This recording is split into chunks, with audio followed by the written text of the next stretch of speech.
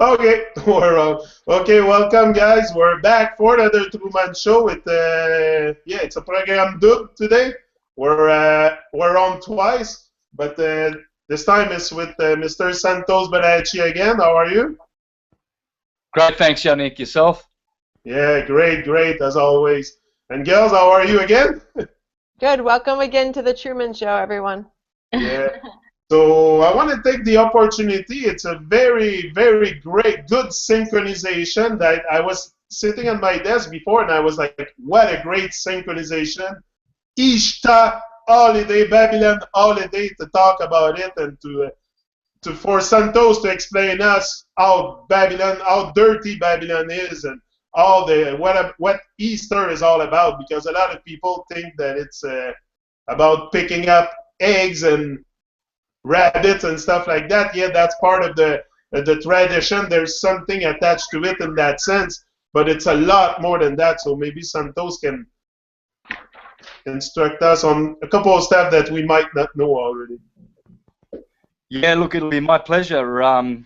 Hi, sisters, Mark, Hello. Jen. Hello. So glad to have you back. Yeah. Yeah, thank you. I wanted to come back as soon as possible to correct some of the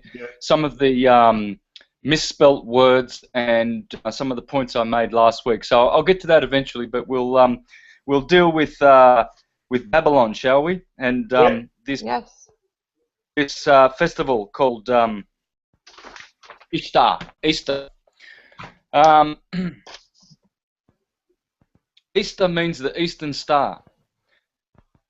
And the Easter. Okay. Yeah, the Eastern Star. And why is it Eastern? Well, because around Easter, around the equinox, the sun is perfectly in the east. Simple. So when we get the sine wave happening again, when you understand the wave, you understand all things. You must understand the wave, the sine wave. So equator, Tropic of Cancer, Tropic of Capricorn, and there's the wave. It's actually a Taurus field. It's a hyperboloid. It's the DNA, as you're going to see. Yeah. It's everything. This is Christ. This is Baal. This is Adam. This is Moses. Easter is here. So what we do with the sine wave is we bring it back around to itself, we put in the equinoxes, and we have the Holy Cross. And this is the holy sacred area that we're talking about where Easter happens. That's Easter there. This is Christmas, this is Ramadan, and this is Yom Kippur of the Jews. All festivals, all of them, all of them. All the holy ones are centered around these tropical points. That's Cancer because of the Tropic of Cancer. This is Capricorn, opposite, because of the Tropic of Capricorn. And here is Aries, the Lamb of God, and here is Libra, the scales of justice. And those are the 4 tropical points. And that's where every religious important festival occurs. The one we're talking about now is Easter, the Eastern Star. So these solstices, these are wave amplitude. This is where the wave, the sine wave, gets stretched out. So they are feminine signs, water and earth. This is the evil woman, Eve, the wave of Eve. See, the sine wave is the sin of Ave Maria. Oh. Is that where also come sinus? You know, in mathematics you have sinus and cosinus. Same thing from that too. Yeah, sine, cosine. You see, when Eve sinned, she needed a co-sinner to sin with her. So she got her husband Adam, and this is Adam, because as Sosimos, the 3rd century Greek philosopher, said, here is the ascendant, here is the descendant, and this is the meridian line. That is Adam. Yeah. Okay? Adam and Eve, the wave. Ave Maria. Mare is Mars, maritime, marine, the waters. This is water, the waves of water. Everything is produced by hydrogen. Hydrogen is water. And why do they use sinus and cosinus and mathematics? Because I know everything is inverted in the world, but why do they take it, and what's the meaning of that? Because simple, the sine wave goes back to sine and sin are forever conjugated in sense and meaning. Sinning means to take on this wave form, this vibration. We are vibrating in these bodies. Energy, frequency, and vibration, a la Tesla. This is the sin of Eve. It's the sine wave. We have come into the wave world, whereas we should be in the still world, Vrindavan, our home in the heavens, where there is transcendental motion, not this physical motion of vibration. Vibration is impure. Vibrating light, red and blue, red and blue, red and blue, is sin. White light is pure, Mary, the Virgin, magnetism. So when you look at the Vatican Square, and they've got a little obelisk. Well, it's not little; it's the biggest one in the world. Like, I think Caligula or Tiberius stole it from the Egyptians. That pyramid. That obelisk, and brought it to Rome. Cost millions and millions of dollars, and how they did it was just one of the wonders of how they stole all the Egyptian obelisks and brought them to England, Paris, and Rome is just incredible. But what you have here, here's the Vatican here, the Vatican, and what you have here is you have four major monuments. And the sun and the road that leads to the Vatican is called I'll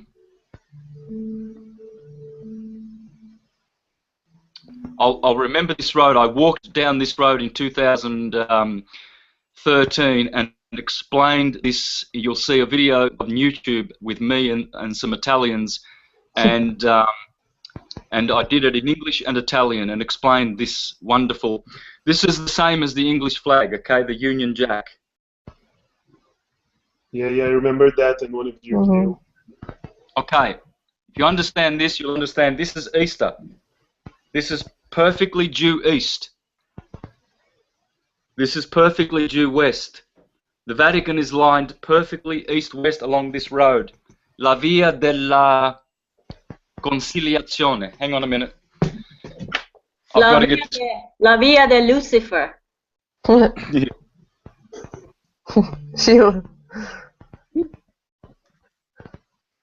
See, you should keep talking about that more, because it's important. Yeah, I see.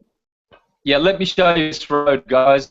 And I ask people, please, to let me see if I can share screen. I just want to share my screen here because I'm going to be doing a bit of screen sharing today, guys. I'm sorry if I hog everything today. No, but that's okay. great. Please do it.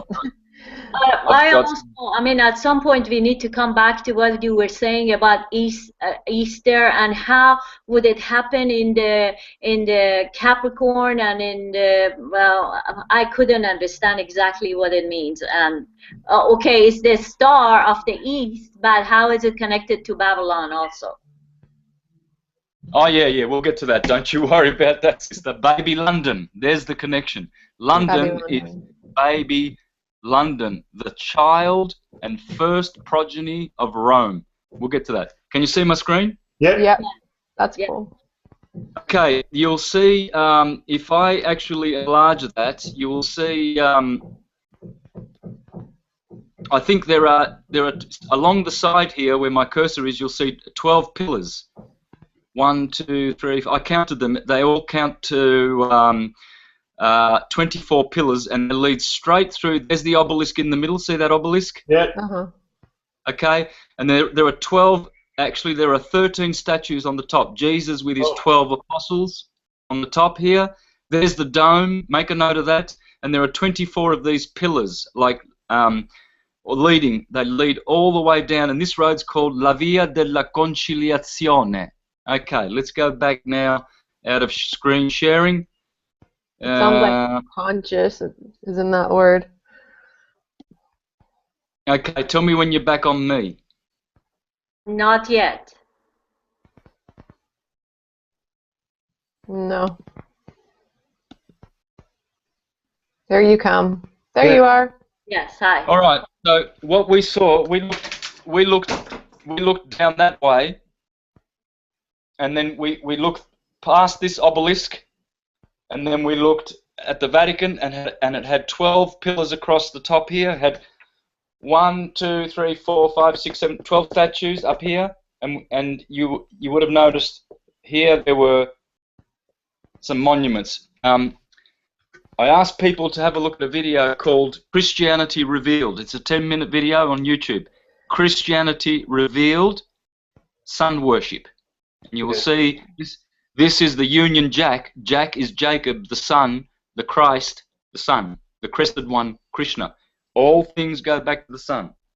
All things. You know, Adam, it's not something random that they say all road leads to Rome. Toutes les chemins mènent à Rome. My mother always said that. Yannick, toutes les chemins mènent à Rome. But I always wondered why people say that. Like, it's all in our face that we say. It's like the moonlight. We say that the moon has a light, but we argue that she has no light. Same thing for that. Yeah, brother. So what happens now is here is north, and here is south. This is east, and this is west, as I put here, west. And this is pointing to Babylon. And see, we are now about here. This was the 21st of March, and also the 23rd of September. This point is in Libra and Aries. Now, this road here is called La Via della Conciliazione. So when you say that point is in Aries, that means they constructed this according to the celestial movements. Yeah. 100%. Okay. This is the union of Jacob. Jack jump over the candlesticks. Jack be nimble, Jack be quick. Jack jump over the candlesticks. These are the two candlesticks, the two equinoxes. 21st of March, vernal equinox. 23rd of September, autumnal equinox. This is where the sun is eastern star.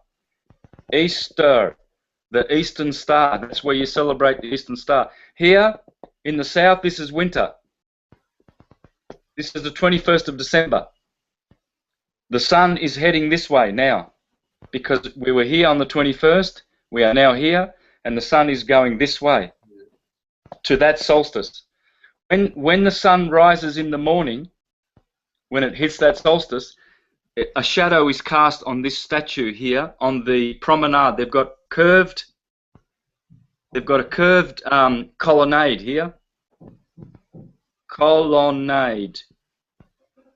There's Egyptian, there's Corinthian pillars here, and this is curved, and there's another one. There's another curved one around here, and you can walk under this colonnade.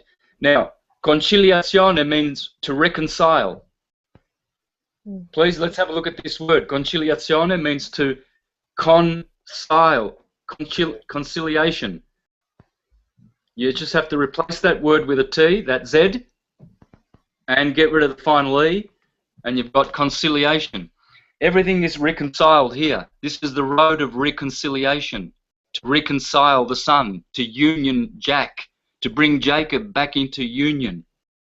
And so, in the evening, when the sun sets, the sun now casts a shadow over here. So at the winter solstice, in the morning, the sun hits, as it rises, it hits the obelisk, and the obelisk casts a shadow here onto that monument there on the 21st of December in the morning. In the evening, the opposite. It casts its shadow here Oh, yeah. 3 months later, it goes back to the autumnal equinox, September 23rd. It hits the obelisk here and casts its shadow right in the middle of the Vatican, goes right through the Vatican doors. The sunlight goes. So the whole thing, the Vatican, the whole thing has to be positioned at that proper place exactly to have all those things aligned, like everything is calculated for sure. No? This is why we know we live on a flat Earth. This cannot be Yeah. working on a wobbling, spinning, orbiting, rotating, flinging, hurtling Yeah. system. It doesn't work. We are living on a non-stationary plane net. And so all monuments, the pyramids in the Angkor Wat, all of them are doing this. They're all doing this. They're all aligned to the equinoxes and the solstices. They're all uniting Jack. They're all conciliating the sun. It's all the sun. Everything is the sun. Everything.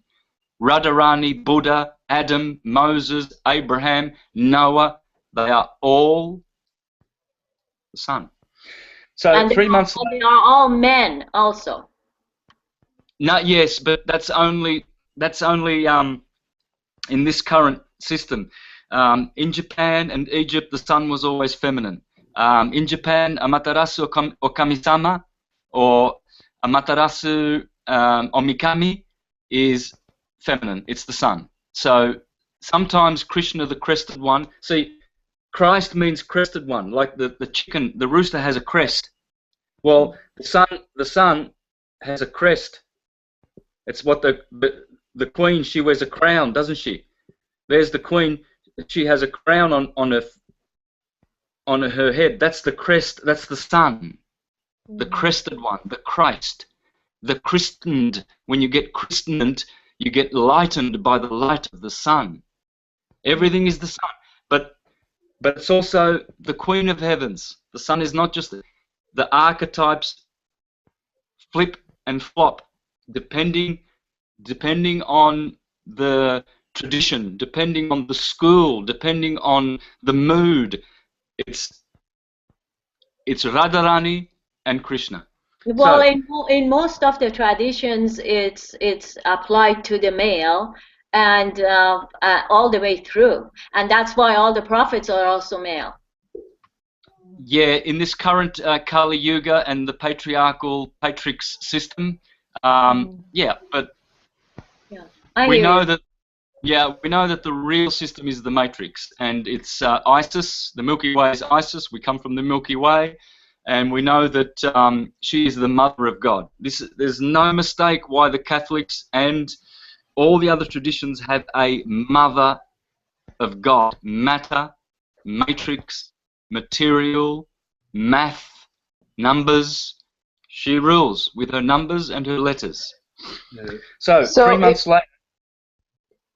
I just want to go over this real quick because I know people who are watching will say, how does that prove the Earth is flat? If it wasn't, so the actual Vatican is on a flat pavement, it's not curved, and they're saying if it was curved, if the Earth was curved, it would be curved too. The floor, is that right?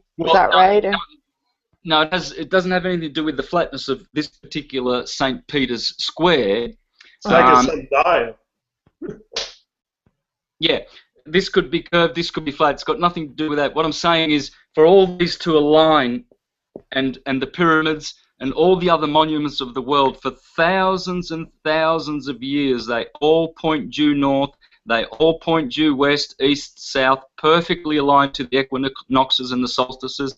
Stonehenge still lines up to the Avebury, still lines up to the equinoxes and the solstices. The pyramids in the Aztecs and the Mayan kingdoms, they still line up to, they have been for thousands and thousands and tens of thousands of years. Why? I see. Because what moves is the apparent movement of the sun above our heads, which I'll explain in a minute. So yeah, the point of that, how this proves that we live on a flat Earth is that if they made this, say, 1,000 years ago, which they did, or 500 years ago, this square, even in 500 years or 1,000 years, there would be movement if we were wobbling, spinning, orbiting, rotating, hurtling, and all of those movements that the Copernicans are trying to seduce us to believe. The wobble, that's right. You're right. These shadows would never be cast, even after weeks. After weeks, this would go out of sync. It must be that the Earth is firm, terra firma, stationary, and non-rotating, like all the great scientists have proven. Sagnac, Michelson-Morley, Michelson-Gale, George Airy, etc., etc. So 3 months after this point here, the sun then goes down to the summer solstice on June the 21st. And in the morning, on June the 21st, the sun hits the obelisk in St. Peter's Square and casts its shadow on this monument at the end of the pavilion, the colonnade here. And then in the evening, the sun's over here on the opposite side. It casts its shadow over here. Then 3 months later, as it journeys back to Easter, where the star is in the east, it casts its shadow here, and then in the evening, it casts its shadow here. Which star? Are we talking about Sirius or? The sun. No, our sun. Okay, our the sun. No, but you said there's a star. Star. You're talking about the sun. The sun. Okay. So everything. It's the sun that's doing this. It's going from March to December. From September. Wait a minute. I think I might have done that wrong. March to June. So June's down here. Sorry, guys. Yep. Oh, I got that right. Okay. Yeah. So let's start again. Let's do this so that we are all understanding everything that's going on here, please. So the sun rises over here in the east and sets in the west. Yeah. Yes. That's where he sets, and he rises in the east every day. But he doesn't always rise at the same spot. The sun's always doing this every year. June, December, Cancer, Capricorn, Cancer, Capricorn, Cancer, Aries, Capricorn, Libra, Cancer, Aries, Capricorn, Libra. Those are the cardinal points. Card means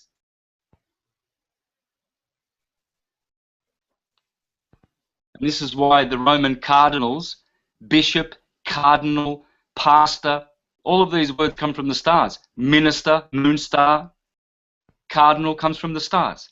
The cardinal signs. Cardo is a hinge.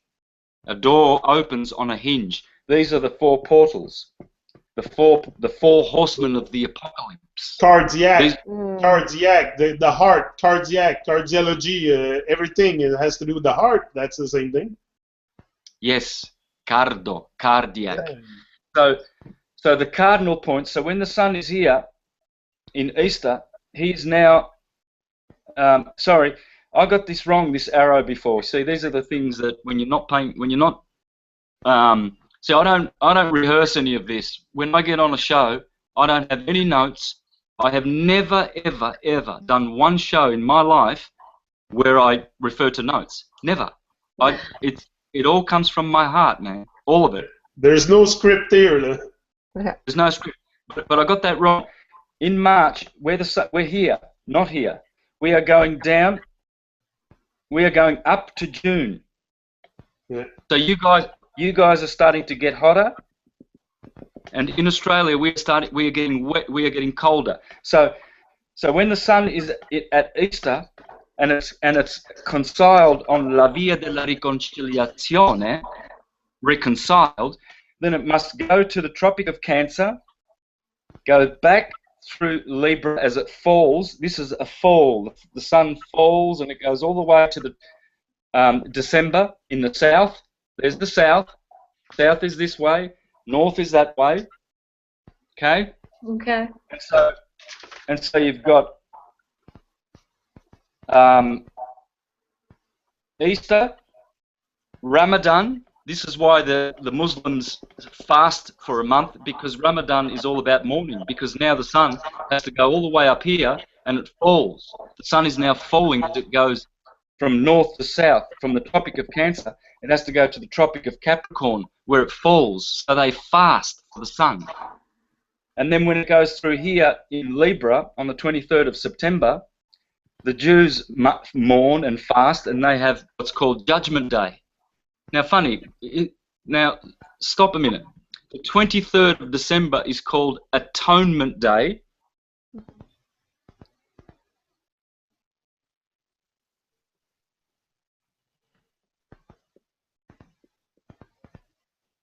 And it happens right there at the opposite date of the 21st of December, which ushers in Easter. Now stop for a minute. Atonement Day, and they also call it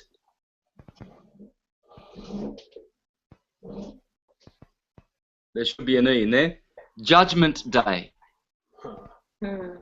Atonement Day and Judgment Day are one and the same thing. It happens on the autumnal equinox every year. Not every year, because the Jews go by the lunar calendar, so it shifts, like Easter shifts. Christmas is always fixed. Christmas is always fixed on the 25th of December. But these two dates here, Easter and Atonement Day, they're pinned to the equinoxes. So this is why you always see a lot of people, you see people, especially around Hollywood, they always have the number 23 on their T-shirts. You always see, in Hollywood movies, you always see the number 23, 23, everywhere there's 23, everywhere. There's even YouTube videos explaining this phenomena about the number 23. It's because it's the equinox, and it's the Judgment Day. So in other words, it's saying, someone needs to mute out there, guys. I'm getting a lot of feedback. Yeah. So what's actually going on? I think it's me. Yeah, I think it's So for people who don't know your studies and your work, who are watching, the whole entire religious system is based upon the movement of the sun and the moon, and all these days that people are waiting for, like the Judgment Day, has already happened. It happens every year, or almost every year. This isn't something that's going to occur. It's happening. Judgment happens there. Why? Because this is the scale. Yeah, guys, you're going to have to mute out. Sorry, bros. Guys, oh, okay. I can't hear myself. We can mute. Yeah, that's it. That's better. So at atonement, atoning for one's sins, happens here on September the 23rd. Because, and so you saw that other word.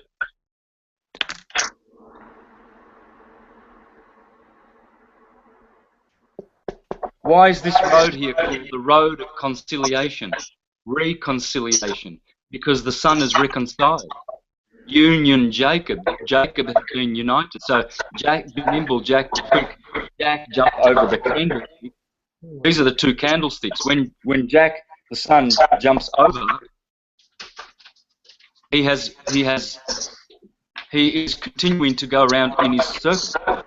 As Jesus goes on the circuit of Galilee, Jesus is the sun. So let's have a look at that then, shall we? Why is it Judgment Day? Since you asked that question, and see, East is pointing to Babylon, Yannick. That answers your question. Everything in Rome is a copy of the Babylonian system. Not that it's wrong, there's nothing wrong with it. Unenlightened people and churchgoers, they will tell you, oh, Babylon is evil and oh, there's sun worship. It wasn't sun worship. Maybe the uncultured ones were actually worshipping the sun to their detriment. But the enlightened, true enlightened ones that went through the mystery school, they didn't worship the sun. They worshipped what was back of the sun, the intelligence that put the sun there in the first place, the prime creator. All reverence goes, not to suns and moons and stars. No one is an astrologer so that they can worship the stars and, you know. You can preach this from the rooftops, they'll never get it. So when we go back to the wave now, equator, Tropic of Cancer, Tropic of Capricorn, and we put the wave in here, and then we bring the wave back in around on itself, and we do this, and so we've got equinox, solstice, June 21st, December 21st, and this is Judgment Day over here. See how they are equal? This is why the cross has two equal stems here, a short stem here, and a long stem here. Why? Well, because if you get an obelisk in the winter, in the summer, when the sun goes up to, when the sun climbs up to Cancer, the shadow cast is very short.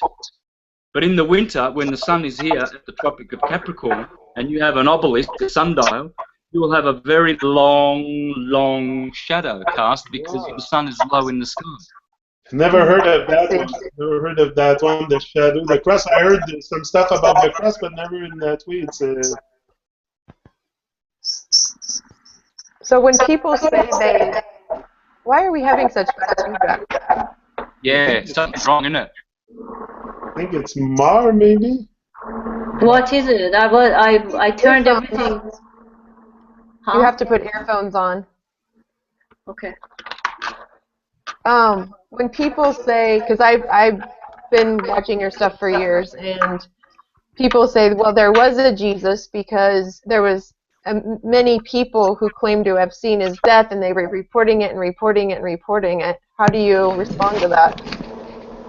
Well, how do I respond to that? Well, let's go to the Nag Hammadi Gospels that were discovered in 1945, 2 years before the Sinai text in 1947.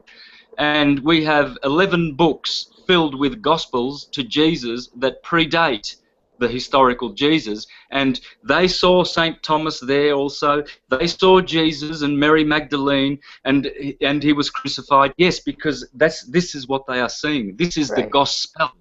See, gospel, everything begins in these four cardinal signs, everything. And here is the goat, and here is the Lamb of God. Aries, the lamb, is in charge of the equinoctial axis. The goat, Capricorn, this is the sheep and the goats, you know. And when Jesus says, I will judge, the goats shall go to the left, everlasting perdition, the sheep shall go to the right, everlasting life. So what we've got now is the goat, gospel.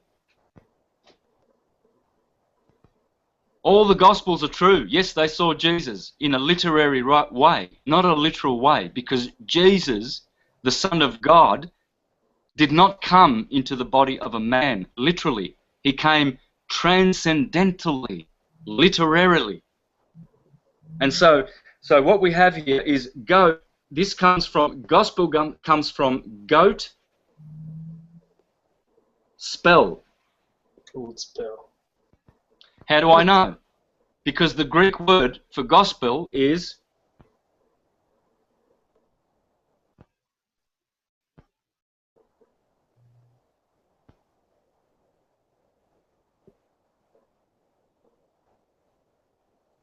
tragedy. You know what a tragedy is? The old plays, when you go to an opera, they were in Italy. They're called operas, or you know, a tragedy. You go and you listen to a story about, you know, Prometheus and his tragic, the end of his life, Achilles, and how he tragically died. A tragedy is a tragos oudi. Comes from the Greek word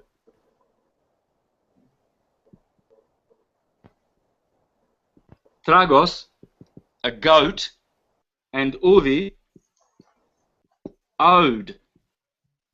Ode to joy. An ode is a song.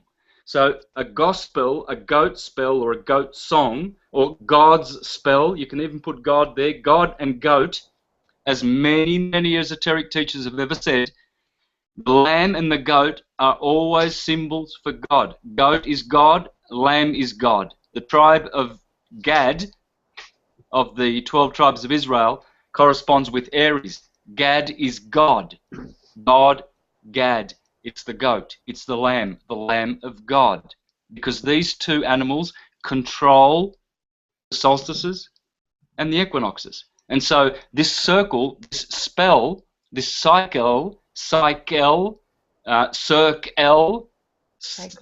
just means Kirke, Circe, the moon, or the one who enchants. Church comes from here, and El, the god El, the Cirque El. That's so why that's why we elect them. We don't select them. We elect them. Yeah, El. The elevated, elected ones. Elite. L. Elite. Electricity. Set elite. Same thing. So these gospels, the Nag Hammadi gospels, they go back thousands of years. The Egyptians had gospels. The Hindus have gospels. The Mahabharata is a gospel. The Ramayana is a gospel. The Vedas are all gospels. There's 4 Vedas, yeah? 4 Vedas. You've got the Rig Veda, the Sama Veda. I forget the other 2. It's not important. There are 4 Vedas. How many gospels are there? 4. Matthew, Mark, Luke, and John. Mark, Luke, and John. Bless this couch that I lie on. It's all literary. It's all poetry. It's Shakespeare, divine Shakespeare. There is nothing at all whatsoever. I mean, I'm preaching to the converted, to you guys, but I'm also extending this to the whole world. Time to wake up. Time for wakey-wakeys. Now, if there was a prophet and a wise man and a healer called Jesus, well, all the esoteric teachers have ever taught that if it was a historical one, it all goes back to Apollonius of Tyana. Apollonius of Tyana was the miracle worker, and all the Romans and there were temples dedicated to him. You know, so the Jesus that we get, according to Thomas H. Burgoyne, is a mixture of Horus of Egypt, Apollonius of Tyana, and the sun. It's the sun. So Zeitgeist, the movie, was based on a lot of facts like this, right? Yeah. Look, Zeitgeist is about 1/1,000,000th of my work. If you look at my work, it's Zeitgeist on steroids. True. That is true. I have to watch stuff over and over. Zeitgeist once, and then leave it, and then move on to Syncretism and astrotheology and my work on the ecliptic, because no one else has ever done it. I don't know why. They missed the boat. I didn't. I don't miss the boat. I'm always hopping on the boat. Well, we're very happy to be on the boat with you. I'm so happy. If they're waiting for Christ to return, they're also waiting for the Antichrist. So who's the Antichrist in the stars and planets? And why are they waiting for an Antichrist? Well, because it's in the Bible. Like antediluvian, means before. So the before Christ. Who's the before Christ? Well, I'll tell you who the before Christ is. The Antichrist is all of those corporate corpse organizations that call themselves Christians. They are the Antichrist because they come before the real Christ. When the real Christ comes, then the Antichrist must be destroyed because it is before Christ. It doesn't mean it's against Christ. Well, it is against Christ too. Anti can also means against. But most of your churchgoers are led to believe that it's some demonic entity. Well, it is, but they're seeing it literally because they're not understanding that Antichrist means before. And so when that one comes before in place of Christ, which is the Catholic Church and all of its infrastructure and all the Protestant churches, then we will know when the Christ comes. We won't see him in the clouds because even the scriptures, the Gospels say, do not be looking here. He will not come with striking observableness. He will come with his parousia, his presence, which means the consciousness will descend upon mankind, and we won't have to ask, hey, is that Christ that's just come, or is that him over there, or is it that bloke over there, that guru who says he's Christ, or hang on, there's another guy over there and he says he's Christ, and David Icke said he was Jesus once, and another guy over there. You won't be asking these questions. When the Christ comes, the Christ comes. Mm-hmm. And this Antichrist will be obliterated. Right. And then when it talks in the Bible of Christ coming in the clouds and the people be taken away, I mean, that's all very taken literally. And that's the one thing I don't understand how to explain in a non-literal way. Okay. Yeah. Good questions. These are all good questions. Bob is saying everybody think good God will come from the sky and stuff like that, so it's the same thing. It talks about the rapture and all that. So, if you look at esoteric literature like Leonardo da Vinci, Michelangelo's Sistine Chapel, you will see that God is in the shape is inside the cerebrum. God is inside the cerebrum. The Bram is Sarah Abraham. mm-hmm. The right. ram of God, Aries. Aries is the first sign, and it's in the head. It's the cerebrum. The bull is the cerebellum. At the back of the neck here, you have the lower brain. The cerebellum, the cerebellum. The cerebrum is the ram, Aries. And so these are the clouds. The cerebrum looks like clouds.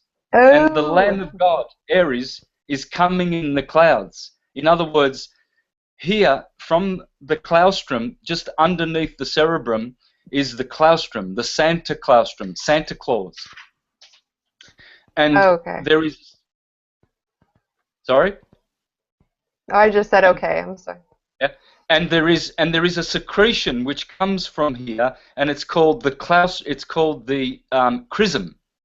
So the Santa Claus produces little gifts that go down the chimney. You see, the chimney is the spinal cord and the ida and the pingala nerves, and they cross and they go down. And so when the Santa Claustrum produces the chrism, which is in Greek Christos, Christ, this fluid, which is like the manna from heaven, it's white, it's a beautiful fluid, it gets differentiated in the third ventricle. At the pineal gland, it is turned into a positive fluid, and in the pituitary body, which is feminine, it's turned into a negative fluid. And so that beautiful fluid is differentiated into positive and negative, or masculine, feminine. The pineal gland is Joseph, the pituitary body is Mary. Joseph and Mary, the two progenitors of the Christ, the chrism, the fluid that descends, goes down to the sacrum, and the sacrum is a pump, and it pumps the oil back up the spine. When it goes through all the chakras, and it returns to the third ventricle. Once it returns to the third ventricle, it crosses the medulla oblongata, and at the top of the medulla oblongata is where the vagus nerve crosses the pneumogastric nerve, the nervous system that feeds all the vital organs. Once the oil intersects that, it is crucified, and then that oil commences to vibrate 1,000 times higher than before. It goes into the fornix at the back of the third ventricle. It sends an electrical signal through there. After 3 days, that electrical charge commences to produce in the pineal gland a very, very special fluid called the blood of the Christ. And all of the dormant brain cells in the cerebrum are activated, and you have the higher mind activated. And this happens every month when the psycho-physical germ is planted in your solar plexus from the sacrum. So the fluid remains in the sacrum, and it gets turned into sperm, the sacred fluid of life in the man. And so every month when the moon transits your sun sign, in my case Aries, when the moon is in Aries, in my womb, in my spiritual womb, in my solar plexus, a psychophysical seed is born. It's called the Christ. And you get 13 of these every year. Every year, 13 Christs are birthed in your womb. Whether you're a man or a woman, you have this spiritual womb in your solar plexus. And if you look after that seed, for those 3 days of the transit of the moon in your sun sign, then what occurs is you are able to ascend that Christ. This is what the ascension is about, the rapture. You are ascending the Christ through the chakras, and you're allowing the Kundalini energy to elevate that Christ, and once it goes through the throat here, the throat chakra, it enters into heaven. This is the dome of heaven, the Dominus, the dome where we rule from. And because Aries and the bull are the rulers, this is why Krishna is always with his bulls. Why is Krishna always with his cows? Well, we're going to see that in a minute when I share my screens. We're going to show about these animals' symbology. So let's go to that, shall we? I've got some nice little things to share with you now. Yeah, it would be interesting to look at the animal symbology too in astrology, where it come from and all that. If you can. Can you see that? Yeah. Oh, We'll okay. just see your face right now. Okay. All right. Well, I'm sharing my screen, so tell me when you can see my PowerPoint presentation. We're seeing it. You are seeing it. Okay. Yeah. All right. Cows and lambs. Cows and lambs. I wonder what these cows. Why is Krishna always there playing his flute, and he's always got cows? And there's always lambs too. You won't see it much in Krishna art, but you'll see in what you'll see in Christian art. And these slides come from my PowerPoint presentation called All is Atum, Atomic Theology, Atomic Language. So in Christian art, you'll see this lamb. You see the lamb? Jah, the ram. There's no, I don't see the screen. Do you guys see the screen? Jah, the ram. Yes, I see the screen. Jah, the ram. Oh, I don't see it. So, okay, I'm sorry. I didn't mean to interrupt. I just don't see it. Okay, well, we're just going to have to trust that it's being recorded correctly, and so that people can see it at home. But see the lamb there? There's Agnes with the lamb, and Agnes, Saint Agnes means lamb. Please read what's written there, please. There's the lamb. Now let's go to the cow, shall we? Let's start from here. Now, I haven't released this presentation yet, but it's coming. I'm just about to finish it soon. Matter. Matter is backwards for Atam. Atam is Adam. And matter in Sanskrit means cow. Cow is Taurus, and Taurus fields are the wave modality, the wave field, the wave form that produces all forms. So you can see there matter, atam, backwards, atma, which means the soul. All souls come from these torus fields, these matters. And so when you look at the flat earth disk, when you look at an astrolabe, you will see that this disk here, this one here represents the earth, a flat disk. It's called a matter. All right? Now, this is what the matter is, these torus fields. You'll see them everywhere. Yeah. Here you see a two-dimensional torus field called a hypotrochoid. And I'll ask people to check out the work of Ken Wheeler on his YouTube channel called Theoria Apophasis. And you will understand about the hypotrochoid. And this is one of his depictions here, the hyperboloid. And he is saying that all matter does this. It has a hyperbolic shape, an hourglass. You can see the hourglass there, okay? And you can see the torus field. The hourglass and the torus field are one and the same thing. Now, in the middle here you see, can you see this, guys? Yeah. Mm-hmm. This red thing? Well, this is a minimal cross-section of what's to the right, the hyperboloid torus, the hyperboloid torus. There it is there. And you'll see it looks like a tornado, it looks like a funnel, looks like an hourglass with a field around it, like a donut. And so this is Stan Tenon's hand. You can put your hand in this, you put your thumb in the middle here, in the middle of this axis here, and then your four fingers are wrapped around this part here. And this is everything that is going on. If you have a look at this apple here, have a look at this apple. Can you see where this hand fits in the apple? Yeah.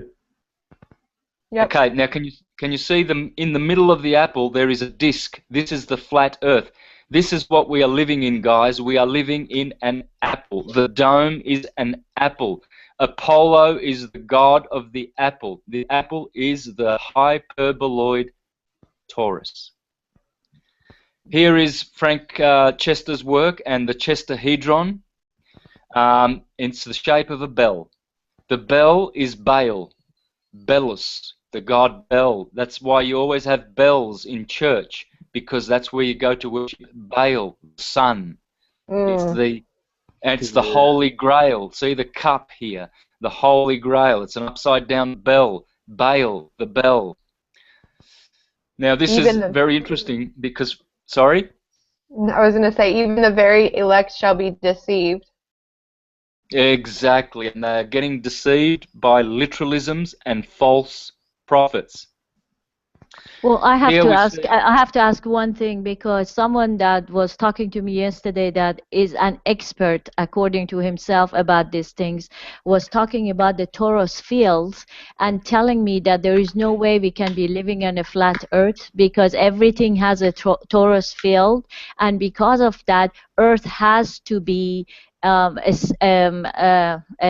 circle, not a circle, what do you call it, a ball, and for the energies to go from the top to the bottom, like the picture on the right that you have here, that's the only way, and that's why Antarctic, there is an Arctic treaty, and also the North Pole, they won't let you go because you go into the Taurus field from there, and that is a complete indication that we live on a ball. That's what he said. Yes. Okay, well, we're going to fix that right now, right here Please, and now. So, thank you. no fear. We'll fix these materialists. Their minds are material, and it's very, very sad. Can you see these? This bull here, Apis? Yes. Yes. Okay. This is the same as Serapis, the Egyptian sun god. The bull is always considered to be the sun god because the sun is inside the Taurus field of the apple of Apollo. It's always an apple. That's why the apple has a core. Core is the same as cardiac, the heart. In the heart of an apple, in the heart of the man, here you'll see a core, a heart. And the heart is in the center of the Taurus field. And it's the same with the earth. You see, the apple, that's just another word for Apollo. The apple that Eve ate was the material apple of the Taurus field. And arbor, it's the same word, a tree. See, when we go back to this picture here, Stan Tenon himself, a Jewish scholar, says that this part of the hand, this is the tree of life in the center of the Garden of Eden. This is Mount Meru. This part of the apple is the core. The North Pole is the core of the apple, and the disc is in the center of it. It is exactly the place where we live. This is Yggdrasil, the tree of the Nordics, the tree of the Druids, Yggdrasil. In the center, Mount Meru, and this is where the sun is centered from this core. And so you see the bell in the churches. There's always a bell because the bell shape, as Frank Chester discovered with his Chesterhedron, is in the heart, and it is the Chesterhedron, the sixth polyhedra, and it turns out here is Molech or Baal or Bel, and it's in the shape of a bell, and it has a bull's head. So Bel and bull and Baal and El. Here is El with a bell on his head. Here's another one with the same Taurus-shaped toroidal hyperboloid head in gold because of the sunlight. Here again we have a Taurus, a bull. So you've got Taurus, Apis, Apollo, and bull, Baal. Here is the dome, which is the apple. And inside the dome, this is how it works, guys. Dominus. Who is Dominus? It's Jesus, the Lord. Dominus. Domenica. Domenica is the Italian word for Sunday. Sun. Can you see the halo, the sun around Dominus's head? Jesus. Can you see the same halo around the head of Apollo? Can you see here the halo, the sun god? Can you see the apple of Apollo? It's the Taurus field. You see he's playing a harp because he's the god of music. This is the music of the spheres, of Plato. And here he is again being drawn by horses, Horuses. Horus is the sun, the four horsemen of the apocalypse. The sun is turned around gyroscopically around Mount Meru, clockwise, hence all clocks go clockwise because so does the sun. So does the sun. And so here we see the apple of Apollo that we live in. Here we see the Thunder Dome. So, who is Santos, yep. Is it why they make us spin backward? In their stupid stuff, they make the Earth spin backward because everything is going clockwise, but just to confuse us more, they put the spin backward. Yeah. Well, there are times when the sun stops and turns the other way, rises in the west, sets in the east. This, according to some Greek historians, for instance, Berosus, I think, and Manetho, Berosus, and who's the other famous Greek historian who's the father of history, they call him, not Thucydides, the other one.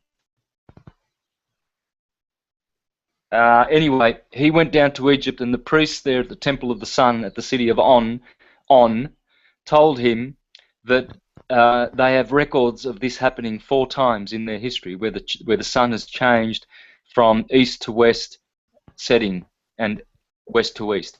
Now, most of you materialists who are pseudo-scientists will say, oh, well, that means the Earth has to stop spinning, and then the oceans will cause tsunamis, and how does the sun, how blah, blah. It's easy. It's easy. The sun is just an effect. It's like when you get a magnifying glass and you focus all that light onto something 1 or 2 meters away, a bit of paper, you can burn that paper because you're focusing that light with coherent light.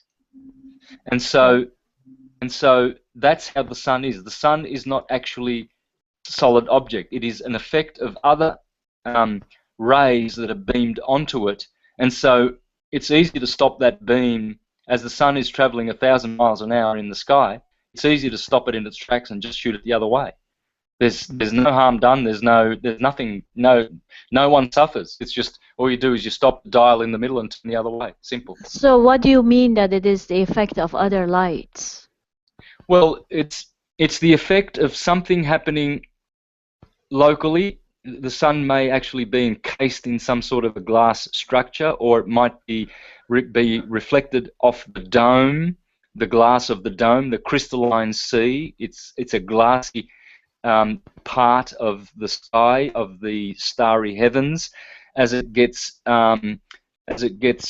projected from Mount Meru. Mount Meru is this magnetic mountain, or this tree that we've just seen in the heart of the apple, which is controlling the sun. As I showed last week in the show, the sun is turned around by Mount Meru, this magnetic mountain. It's a magnetic, counterspatial, inertial. Let me get the correct expression for this. Just bear with me one moment. Dielectric inertial plane. So our Earth is a dielectric inertial plane. It's a planet. It's a dielectric inertial plane. See the work of Ken Wheeler. He doesn't subscribe to flat Earth at all, but I'm adding to his work. He has discovered how magnetism works, the first person in history to do so, and he does it quite simply on his YouTube videos. And magnetism is, and what we think is gravity, is a movement towards counter space. In the center of all so-called atoms and planes and anything, even humans, animals, all objects, is a counter-spatial dielectric inertial plane. Now, I'll explain that in a minute, but for now, let's just get through this. Can you see Apollo here? Thor with his hammer, with his thunderbolts, the thunder dome. The dome, the thunder that we hear in the sky is caused by Thor, and that sound of thunder is an atomic word, thun, T-U-N, atun, thunder, because this god, the sun, is in the dome, in the apple of Apollo. Here we go again. Here is, look at these words. Taurus, tornado. See the tornado here? Here. Yeah, this is all magnetism, guys. And so we see an apple. There's the other apple. You see the hyperboloid working with the Taurus, the apis, the apple. And so this is what Ken Wheeler says in his book Magnetic Secrets Discovered, something like that, I forget the name. He says magnetism is dimensional. The dielectric is intradimensional, or in counter space. And only when these two ether fields move against each other, then there is electrification, which is the ether in a modality of dynamic polarization. Simple. When the hyperboloid is interacting with the dielectric inertial plane, which is basically, you've got two fields working against each other here. What you can see here is you can see centrifugal divergent waves and centripetal convergence interlaced and what's the word? Conjugating, as Dan Winter calls it. They are conjugating waves. So you've got centrifugal divergent waves and you've got centripetal convergent waves. And this is how everything is. Everything is torus. Everything's toruses, guys. And our system is no different. See here, this is the true system here. This picture explains everything. Here is the plane we live in. It looks like all of the galaxies that we see. They are apples. They are bubbles. They are eggs, golden eggs. And the gold comes from the sun in the center of each of these. And there are billions of these universes and apples. And you can see the tornado going down the center of this apple. Can you see that? Yeah. Well, isn't that what the concave earthers believe, that there's such a thing? Well, yes, because what's concave is below. What is above is the same as what is below. So that tree extends downward to the 7 subterranean planets. Oh, that's just Have a look at these awesome. words. Have a look at these words here. Dominus, the dome, the Lord, the Sun. Everything is the Sun, guys. And the dome is the Father, the Dominus, the Lord, and the Sun is the Sun. That's why it's called the Sun. Because the dome is the Father, and the Sun is the Son, and the air and the magnetism that it works through is the Holy Spirit. Period. Dominion. And so, And the Holy Spirit is the mother. yes, yes. That's why And so we've look at been, these words. that's why Santos, we've been given dominion over all things, and we're not using our consciousness properly, but dominion, same thing from there. Exactly, brother. Exactly. Taurus, torso. We already saw torso back here. Look at that. There's the torso in the Taurus field. Why do they call it a torso? Why do you go walking around with a torso? Because you are a tornado. You are a Taurus. Taurus is just, look at the words Taurus. It's an anagram of torso. That's why they call it our torse, too. Le torse, en français, ça s'appelle le torse. This region, I don't know what it is in English. I think it's the same thing, torse. But Yeah, it's Yeah, torso torso. or thoracic spine. yeah. Okay. Tora, tornado, torch, tort, torque, torpedo, torrent, torrid, torture, torment, torpid, torsion, torneo in Spanish is like a tour. Torneo, torch, turret, turn, turmoil, turbine, tour, tor as in T-O-R-R, terror. There you go. Look at the earth. Guys, have a look at this word, please. Stop here. Yep. Terror. Terra. Please understand what's going on here. Terra is Torah. It's Taurus. It's an apple. There's no mistake about this, guys. We have the true cosmology. We've got it down pat. Right here, right now. Terrible, terrific, terror. Why are all these scary words related to the Taurus? Because it's terrible. It's terrific what the Taurus can do. It's terrible. It is torment, because the Taurus takes us from the world of peace and unity with our Creator, Krishna, and brings us into the world of Brahma, of demons and demigods, and hell and purgatory and paradise and torment, etc., etc. And then finally, here we have, this is the key to the whole thing. If you stop here, you'll get it. Dan is Adan. Another way of, that's the Japanese way of saying Adam. And in Japanese, man is Dan, D-A-N, DNA. Dansei. In Japanese, if you want to point to a man and say the word man, you say Dansei, Dansei. Stop there and think about that one, guys. Everywhere in the world, a man is damn, a damned one, a demon, a Adam, demigod, Adam.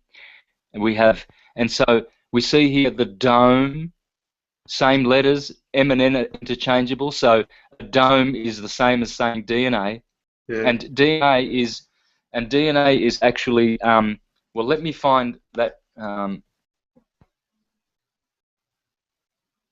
I've got so much stuff here. Just wait till I release this. Once I release this, it'll be all over for the materialists, guys. They'll have nowhere to run. Nowhere. I've been saying on my videos that they're hiding a metaphysical universe. A what? I've been saying they're hiding a metaphysical universe. Yeah, they are. Here we go. Have a look at Dan. Dan is another atomic word. Dan, D-A-N. You've got 4 versions of it here. You can spell it 4 ways. D-A-N, DNA, and NAD. Now, please study this this here, and you will understand all things. All things. Adan is DNA, and is andros. See, andros, Andrew. What does Andrew mean? Manly. Manly. And it comes from the word hand, just as the word man comes from manus, the Latin word for hand, because it's the hand that defines us. Remember that little hand instrument that Stan Tenen made with the apple, the hand thing? Right? Well, we come from the hand, handy Andy. That's why a man is handsome. Man is made from sand, land, he can stand. All of these words have atom in them. Right? And so that's what we're looking at here when we're looking at the DNA. We see DNA, we see the donut. Why is it called a donut? Adon. Don, everything is atum. All things are atum. When you look at percussive instruments, let's have a look at percussive instruments, shall we? Sure. I can't wait till I release this presentation. It's going to blow the top off every materialist's brain. Look at this. Can you see that? What's that called? Yeah. Yeah. Tom-tom, atom. Atoms are everywhere. Tam-tam, this is called a tam-tam. This is called a dun-dun. This is called a timbali. Cymbal, tambourine. Italy, timpani. Trombone, drum, strum. There you go, when you strum an instrument. Tabla, tuba, gong, bongo. Tumbadora, here we go, look at these Cuban instruments. Tum, tum, atom, everything. Dumbek in Egypt, dum, djembe in Africa. Trumpet, trombone, all music, all sound, God is sound, is atom. All is atom. There's nothing but atom in the universe. And what is atom? It's Adam. And what is Adam? The dome. And what is the dome? The apple of Apollo, the bull of the Taurus, of the apple of Apis, of the arbor, which is the tree. All right? We got the point, haven't we? I Tough think gong. so. Tough gong. From there too. Bob Marley, tough gong. It's a very bad Yeah, echo look- here. Yeah, you actually have to mute, but it's pretty much impossible. I think we're going to have to put up with it. Just try and put your volumes really, really low. Now, how do I get out of this? This is incredible. All right. I am so glad I came on tonight. It is incredible, and it's so easy to do, Jen. All you've got to do is pay attention. We've all got it in us. Where did it come from with me? I mean, I don't know. Past lives, who knows? I don't care to inquire. All I know is that I know it, and it's syncretism, and it is our true science. There is only syncretism.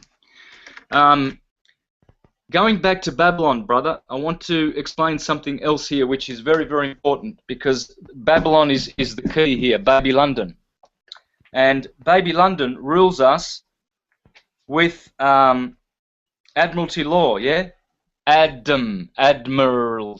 Admiralty means water. Adam means water. Adam and Eve, the wave. We already saw that. We don't need to doubt our thinking process, because it's all atomic. Everything is atom, as the Egyptians said. All is atom. When I release this presentation, it will be called All is Atom. So I can reverberate the words of the Egyptians for hundreds of thousands of years that they've been saying this. All is atom. There's nothing that is not atom. And so, and this presentation will prove it. Don't doubt. There will never be any more doubt. All right, let's have a look at some of these words about Babylon, shall we? Yeah. You see, admiralty law, where does it come from? Well, it comes from Venice. Oh yeah, Rome and the Venetians. The Venetians are the Phoenicians. The Phoenicians are the Canaanites. And this is the word we need to focus on. We've been warned against having dealings with the Canaanites. Be careful when you go into the land that I shall send you, that you do not worship the gods of the Canaanites. Well, this word, this root, is from Cain, and from Canaan, the son of Noah, son of Adam. Remember, Cain killed Abel. Canine comes from that too. Exactly. Because in Latin, Cannabis. dog, cannabis, we'll get there. Yeah, you're right on the money. Cain is dog, and when you put an R in there, C-A-R-N-E, you get flesh. They are the fleshly ones. The carne, dog, carne, flesh. This is where you get words like chili con carne. Right? Well, that means with flesh. That's something you're cooking that has flesh in it. Carnival. Well, Carnivore. yep, cannibal. Can enable, and it's all in the vocabulary. It's terrible. It's all in. Cain and Abel. See, if you can and you are able, this is what cannibal means. Cannibal means one who eats their own flesh, right? Well, where does it come from? Well, the word cannibal means the priest of Baal, because Can is in Jewish. You've got Cohen, which means priest class. You've got in Latin con artist, can, Vatican. What? That can is the same as that can. Vatican means the priest of the serpent, or the serpent diviner, priest, priest of Baal, cannibal, cannabis. See the word abyss? That comes from Apis, the bull. Now, why am I doing all this? Why am I going round and round in circles? What you said before, what did you say? Carnivore? Who said that? Carnivore. Yeah. Carne. Carnival. What do you do at a carnival? You eat a lot of flesh. Carne to Baal. Festival. A feast where you eat a lot, like a breakfast. When you have a breakfast, the opposite of fasting is feasting. So a festival is where you eat a lot of flesh to Baal, just like a good little cannibal. You see, this is why we are told. This is why we are told, don't go following the Canaanites, because they are fleshly. Now, does that mean that Baal is a bad word? Well, what's this word here?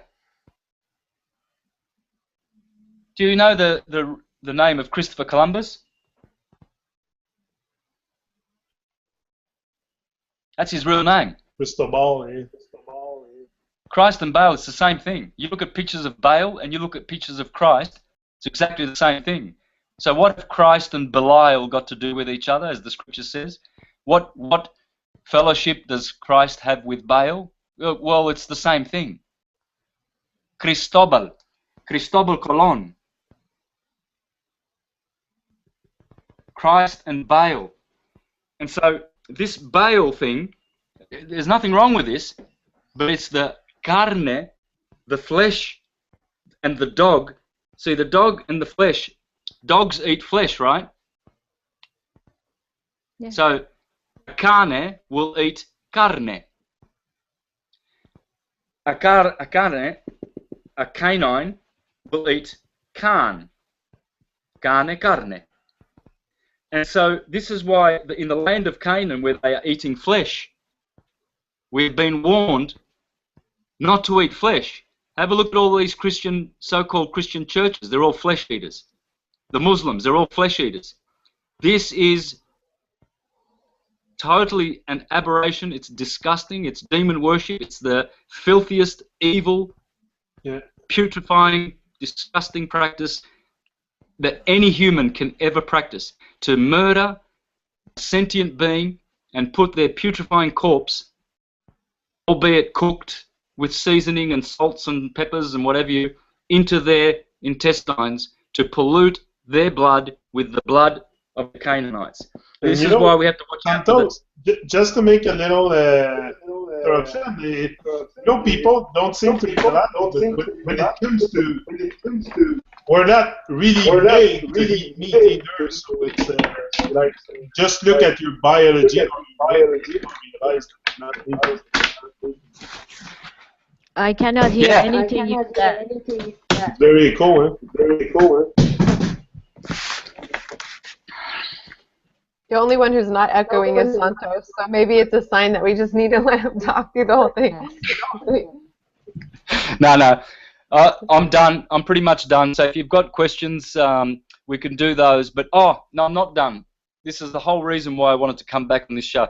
You had to do some correction, you said. Yeah. So last week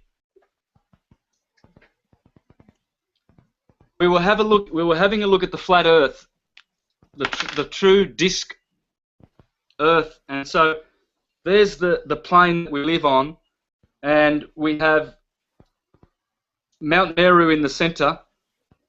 Let's make it like the tree that we've just learnt about in the apple. So that's our dome, guys. That's Mount Meru here in the center. This is our Earth here, and the sun's going around here, clockwise at the Tropic of Cancer. Here's the Tropic of Capricorn. Here's the equator. And please study the analemma. Say that again. Say that again. The analemma. Yeah. Please study the analemma. This is the figure 8 that the sun makes every year in the sky. The analemma proves that we live on a flat Earth. We'll get to that in a minute. So, as the sun does small circles at the Tropic of Cancer, it actually grows and does bigger circles at the equator. So we're right here now, March the 27th, and we're going to go up to June the 21st, here. And that'll be summer. And so as the sun goes down, it makes bigger circles when it gets to the Tropic of Cancer here on December 21st. Cancer, Capricorn, Cancer, Capricorn, Cancer, Capricorn. The sun is making a pyramid-shaped TP vortex in harmony with this apple every year. The moon, she does an upside-down vortex like this every month. She does 13 of these every month. So these are the nodes. That'll be the node. This will be the node.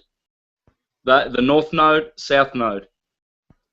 There's something, Santos, that I really have problem wrapping my head around is what regulates the temperature on Earth. Like I look at the sun, almost over me now, there's not much difference from now to June, like in the sky. Like what regulates the whole temperature? Like it was super cold here yesterday, and today it's 14 degrees. Like it can be only the sun that regulates the temperature. All right, let's have a look at that in a minute. Good question. I'll make a note there so I don't forget. So here, the word that I showed last week should have been this word.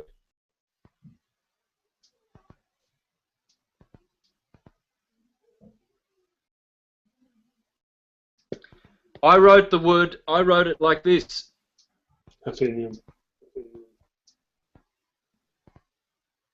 I wrote it with an M. Apohelium. It's not, it's apohelion. Helion is the sun. Helium is also an element from the sun, but that's wrong. So last week, I hope I didn't confuse too many people, but when you look at this word, and then this line here is perihelion.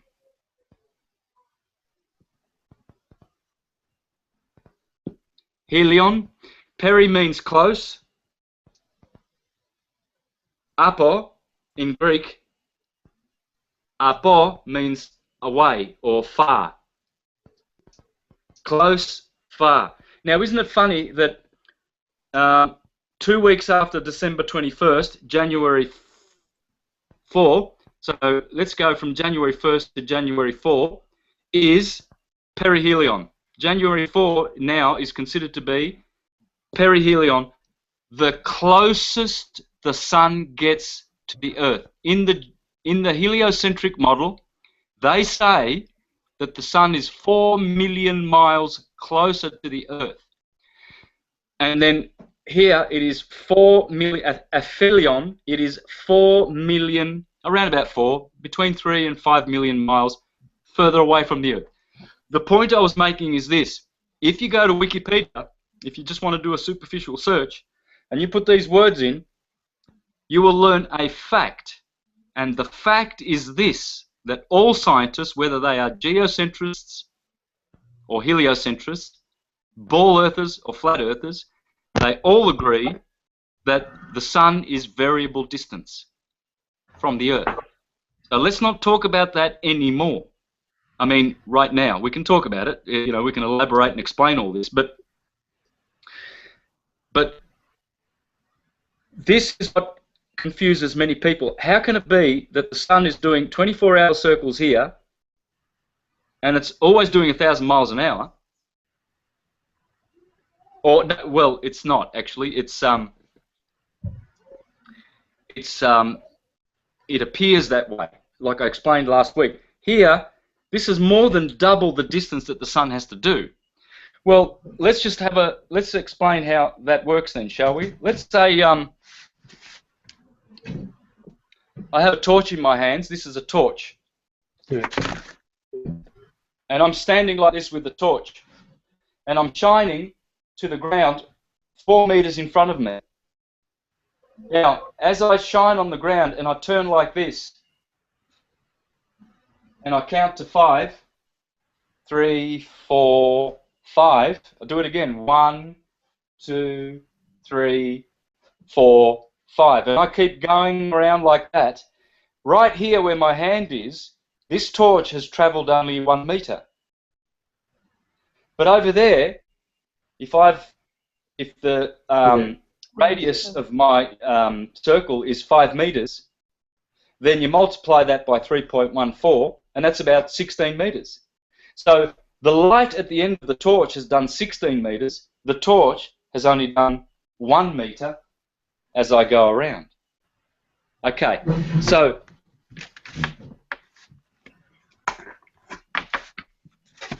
the sun is actually driven by this magnetic mountain here. This is the dielectric inertial plane. The Earth is the dielectric inertial plane. Dielectricity means opposed to electricity. It is dielectric, opposite, dia. And so that's why you dial your telephone? Yeah, so if the sun is, say, here, going around, this here turns around, does 1 revolution every 24 hours. Whatever it is here, whatever it is, this tornado, the center of this apple that we live on, is turning. And so when the sun is here, it's still doing 24 hours, and when it's here, it's still doing 24 hours, but it's covering more area. It appears to, does it not? Okay, so let's transcribe this to a flat plane. So here's the Earth from above. Here's the Tropic of Capricorn. Here's the equator. And here's the Tropic of Cancer. And there's the North Pole. There's your bullseye. Well, I could have done better than that, couldn't I? So we've got Cancer, equator, Capricorn. And this is the South Pole. This is the North Pole. So,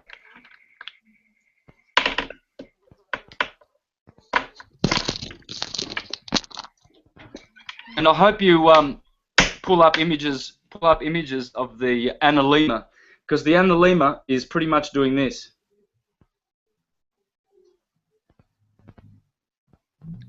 You see, the analemma is wider at the bottom and thinner at the top. 16 degrees at the top, 32 at the bottom in width.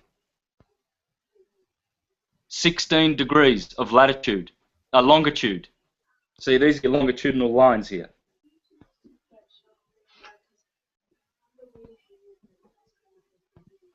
You need 24 of these.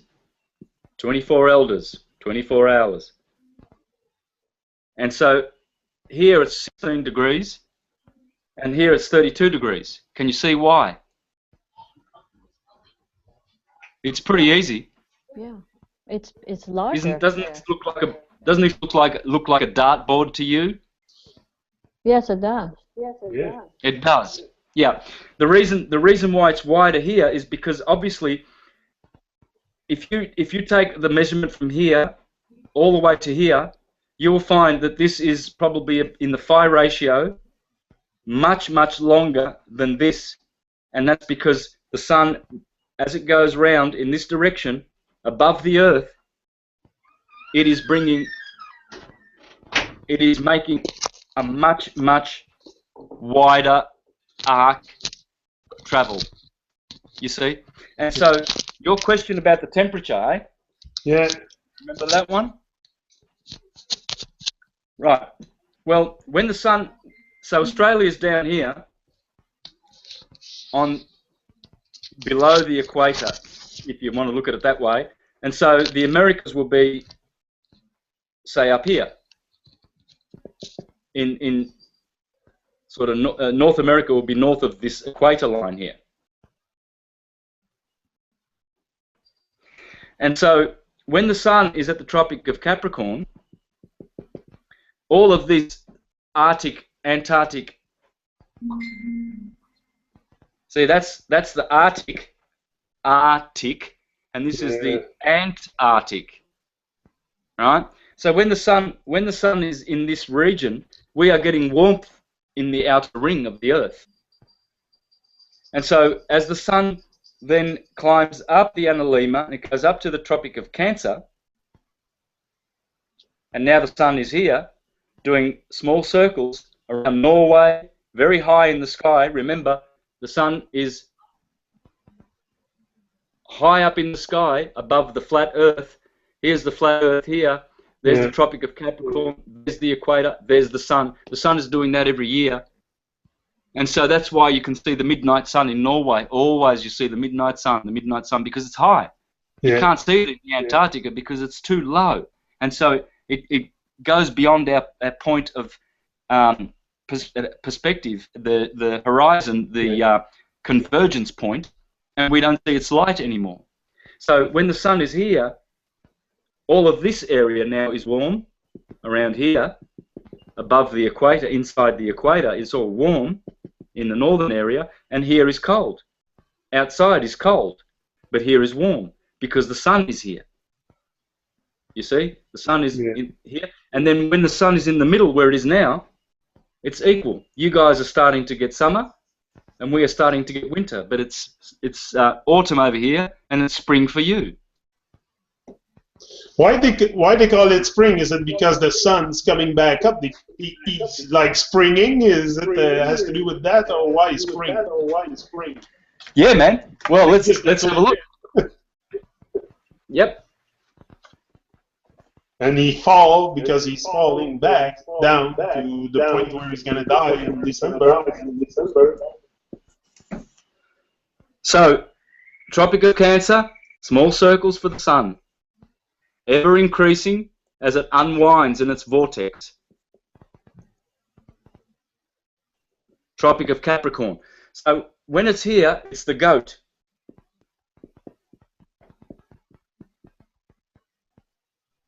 Can you see why? Can you see why everything's a gospel, a goat spell, a tragosudi, tragedy? It's all a tragedy. Everything is a tragedy. Your life's a tragedy. You live for 50, 60, 70, 80 years, then you die tragically. So you had a bit of a tragic tragedy. Experience. And then here is Aries, the start of spring. Now, can you see a spring there? You can see a spring. Yeah. You can see a spring. The sun is in a spring. It's in a compression spring, and it goes up like this, and the moon does this. Every month she does an upside down pyramid. She goes up for 2 weeks, down for 2 weeks, up for 2 weeks, and when it's up, it's full moon. When it's down, it's new moon because it's in front of the sun. And what about the phases of the moon? I was going to ask that It's too. our own light. I always thought, in my head, it's our own light doing that. But what about when she becomes red and stuff like that? Is it her sparking the energy back to it? Like, is it an old sun? how can they talk about the moon? We cannot. The echo's really bad when you're talking. You have to put a headphone on, Yannick. We can't hear anything you say. Yeah, I must have a phone somewhere.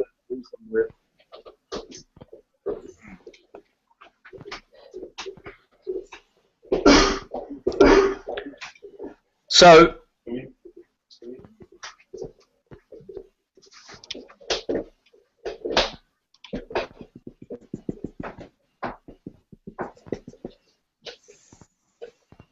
A lot of people have asked me about the phases of the moon, and I cannot figure it out.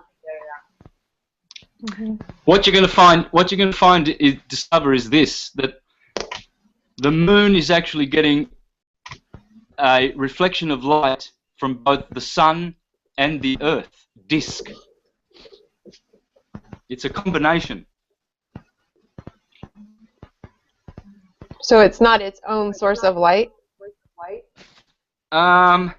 Well, it's very hard to tell because everything has its own light. My body is producing its own light. So is yours. We have our own Taurus field. We have our heart is the sun inside of us.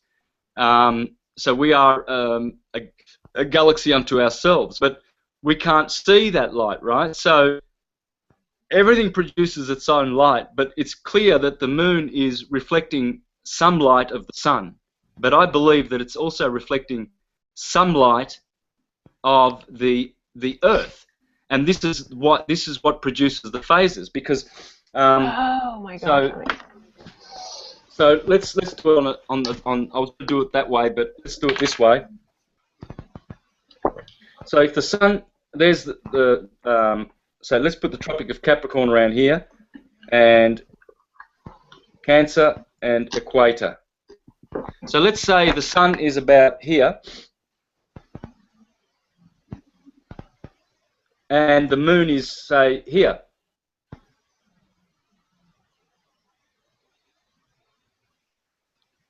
So over here she'll be full, and over here she'll be quarter.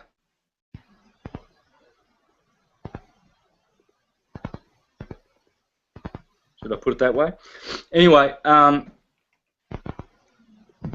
so because the sun is a spotlight, the sun is not illuminating the whole Earth. It's a spotlight. So when the moon is, say, conjunct the sun,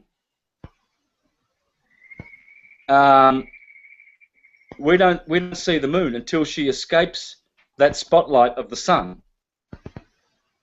And when she escapes the spotlight of the sun, then we see a crescent.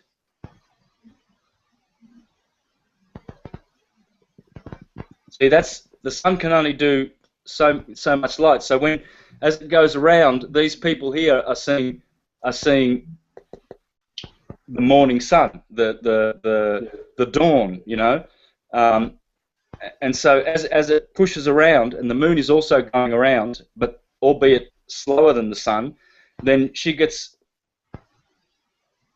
swallowed up by the horizon eventually, because the sun is a little bit faster than the moon. And so as the moon, though, progresses, and she's on this side of the sun, what we're actually seeing is we're seeing light bouncing off from the sun onto the moon from the disk. It's bouncing off from the disk of the earth and the water. That's what you'll find. So it's a combination of disk light from the earth and sunlight. How come it's cooler? How come the light's cooler than the sun? Well, see, the sun is an anode and the moon is a cathode. And so that's how electricity works. Electricity works on vibration, yeah? Frequency, energy. Vibration, frequency, energy. So hot and cold are two polarities of vibration.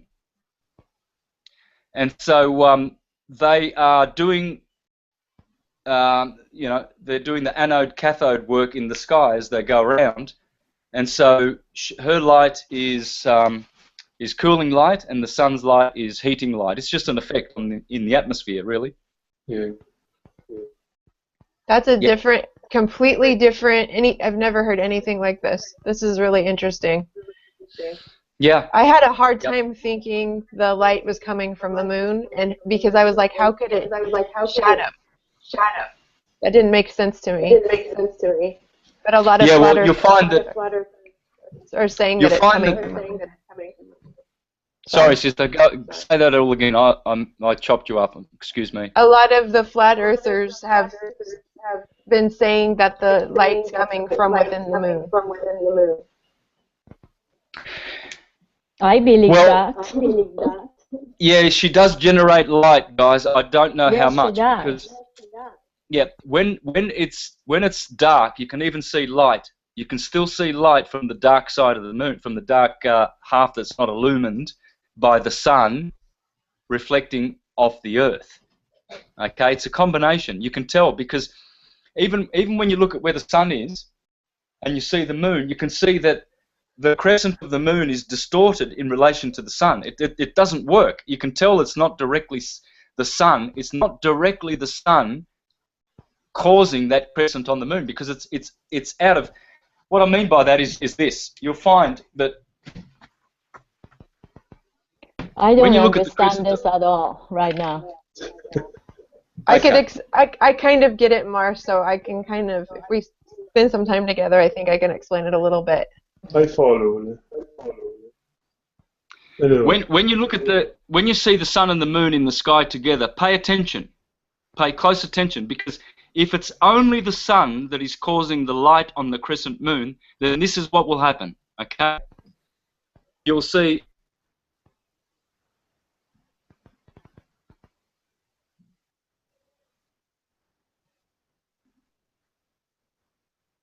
You'll see that should be perfectly in line with the sun, that crescent. But it's not like that. It never is. Sometimes you see the moon like this. That's exactly what I was going to tell you. The shape of the crescent is not always the same. And so what is lighting up here? Exactly. Yeah. What is it? So it's bouncing off. The moon is never, ever lined up perfectly with the sun. There is always something coming from underneath to light it up from underneath. Always, always, always. I've never seen the moon lined up with the sun. I look at the sun, and I look at the moon at quarter moon, and I'm thinking, they're not lined up together, man. They're not talking to each other. Yeah. Okay?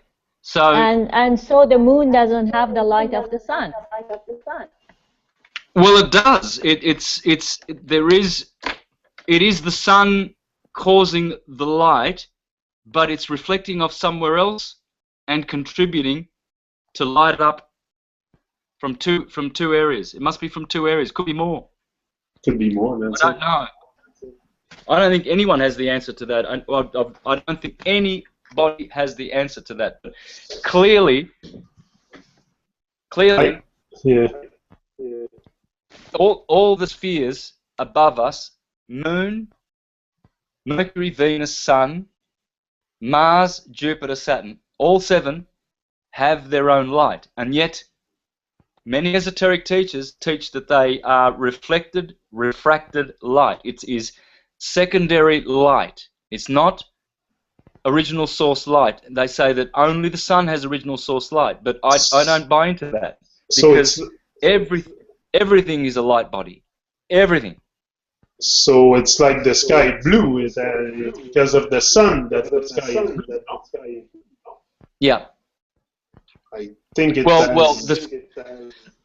the blue is the hydrogen particles in the air and in the water beyond the crystalline sea, beyond the firmament. Beyond the firmament is the crystalline sea, which is crystals, water crystals, hydrogen, and so that's why it's blue. Blue is the color of Krishna.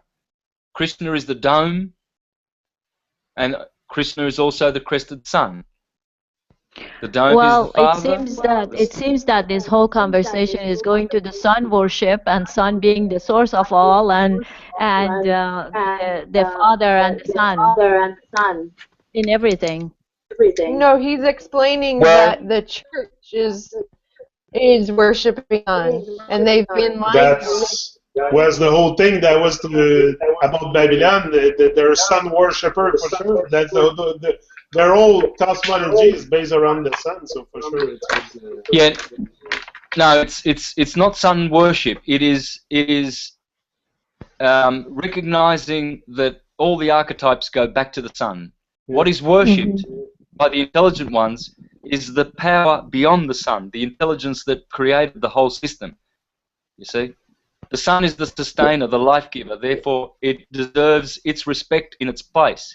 But it's not worship of the sun. Many people fall into that trap. Don't fall into that trap. Right. Yeah, they've diminished the truth of our metaphysical universe, made it very material, and taught the story of a prophet named Jesus and all his disciples, when it means about the movement of the planets and the sun. Yep, spot on, sister. And it's a moot point whether Jesus was historical or not, because we're all Christs, as it says in Colossians 1, 26 and 27, 28, the sacred secret of the Christ within. Krishna dwells within, Vishnu dwells within, so does Buddha, so does Christ, so does Allah, and they all have to do with this amazing cosmological microcosm that we are, and so it's a moot point, you know, because if it happened in history, well, that history is distancing itself from us more and more and more every day. It's the eternal Christ that we need to turn to. It's no use turning to whether Jesus did this or whether he said that or whether he was, you know, black-haired or golden-haired or blue-eyed or brown-eyed. It really doesn't matter. None of those the historicity of Jesus is not a concern for intelligent people at all, because the literary Jesus is glowing in their hearts every day, more and more, and that's the true Christ that has come. The Antichrist is the historical Christ. Rest assured, the Antichrist is the historical Christ, because it's destroying, they're killing each other. The Jehovah's Witnesses are killing the Mormons, and the Mormons are killing the other Protestants, and the Catholics are killing the Orthodox, because their Jesus is different historically from everyone else's Jesus. Whereas there's only one Jesus, and it's the everlasting Jesus of the illumined ones. And so it's just a moot point. And so these people who are arguing, oh, yes, but Jesus died on the cross. No, he didn't. He lived to 57 and he went to Ireland.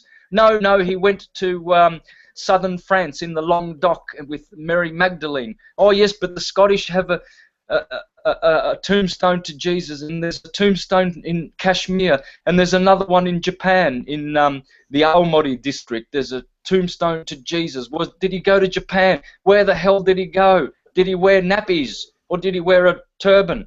Oh, you know, forget about it. It's all the Gospels are different. All of them have a different Jesus. There's Gospels in India. There's Gospels in the Americas. There's Gospels in China. There's Gospels of Jesus all over the place. Shakespeare wrote some. I've written some. Everyone writes Gospels. it doesn't end. It just doesn't end. Well, maybe it is the time to change all those names into the source. It's only the source. It has no name. Yep. I think it's naming of it that confuses everyone, borders, and creates as if like some people know God and some other people don't. If we want to call it the light, let it call the light of consciousness coming through us, and just let that be called that. Yeah, no, very interesting, guys. No, that was very great. Next time we get together, Santos, I would like talk with you about Freemasons, secret societies, the Jesuits, the Black Pope, more about astrotheology. There's a lot. Like in 2 hours, we always almost barely scratch the surface. And there's so much to learn, so much to say. Too much echo. Is it echo? Yeah. Yeah, it's all For echo. sure. I think it's the software more than The only one that's not echoing is Santos. Yeah. Yeah, maybe we just let him finish up. And But you because see, it's Can I ask almost 2 hours. one more question about Yeah. the magnetic north? So at the North Pole, they have explored up there, and what is that? Do you have any idea what that would look like? If it's you know, the magnetic mountain. I can guarantee you it looks like this. What you'll find always is this. There will be a dielectric inertial plane which has a center which is counter space.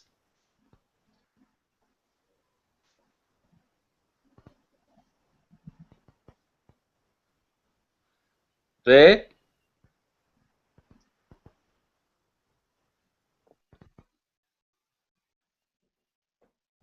And there will be a torus field coming out from there as these lines of divergence. These are centrifugal lines, and they'll come back into here, doing the same thing on the opposite side. And so what you have is here you have sort of an hourglass, the hourglass hyperboloid here. This will be Yggdrasil, the tree. Here, so you have a hyperboloid,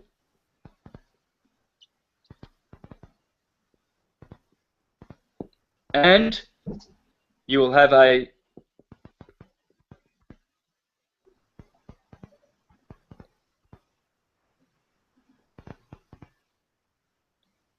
Taurus. Remember we said Tor.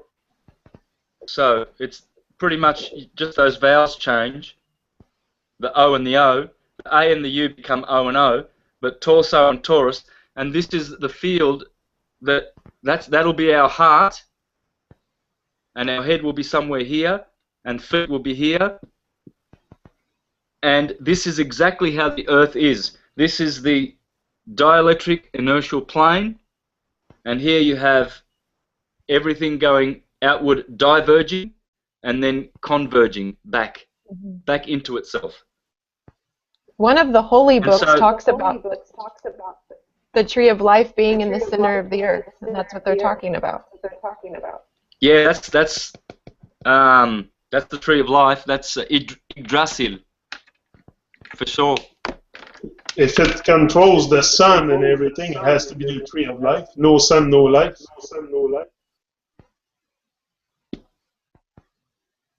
I think it's spelt like that, Yggdrasil.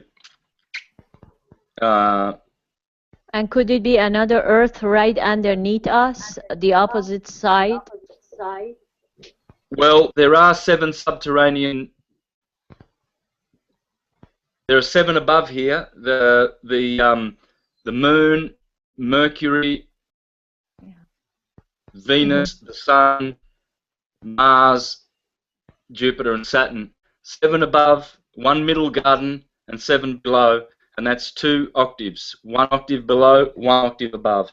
And as we escape this octave, then we actually escape these apples. We escape this system. Isn't there 7 think- notes in music also, or something like that? I think music has 7 notes, or Yeah. Yes. yeah. Yep. Octaves. It goes up octave. Which is So do you think they Yeah. can see that physically? Is here? Yeah. Yes. In here, around this area, in the Arctic, what they call the Arctic Circle, there is paradise. That's the Garden of Eden. Here is the most Sorry. perfect weather on the plane is here. The worst weather is outside of the Garden of Eden, where you have to work with your with the sweat of your brow, and the ground will give up its thistles rather than its fruits and vegetables.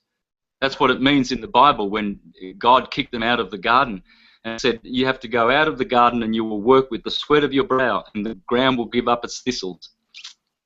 So does it Here, mean NASA is making a house right there? Vatican is making a house in the heaven? I don't think they have access to that region. It's very, very hard to...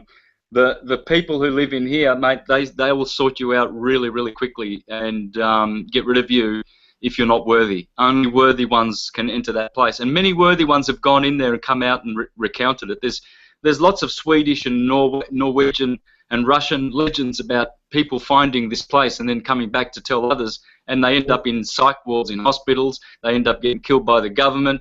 They get silenced. This is Shangri-La. This is Mount Meru. This is Mount Moriah, Mount Sumeria, Mount Sumeru, This is all of those mountains of holiness. This is Mount Zion. This is everywhere where everybody wants to go. Paradise is right there, right here on the planet. Mount Zion. Yeah. Who lives there? Great people who are worthy. We obviously did something wrong not to be worthy to be living there. We have been cast out of the Garden of Eden. Yeah. So people who have been alive for thousands of years are people who are born now.